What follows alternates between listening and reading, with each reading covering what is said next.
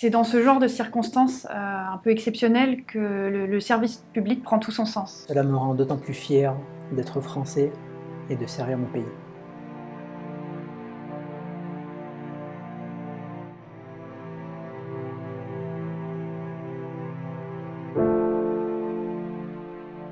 J'étais chargée d'accueillir les personnes qui descendaient de l'avion, d'enregistrer leurs documents, de les scanner.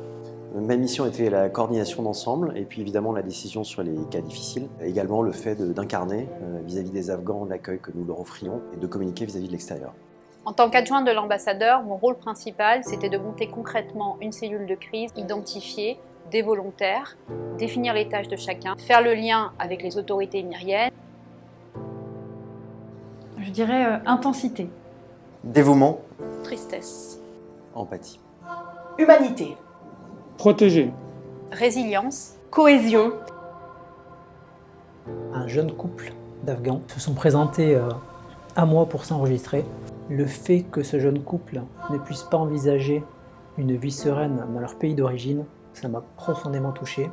J'ai aussi le souvenir d'un metteur en scène afghan qui avait monté le site de Corneille en partenariat avec l'Institut français d'Afghanistan, un projet dont il parlait avec beaucoup de fierté.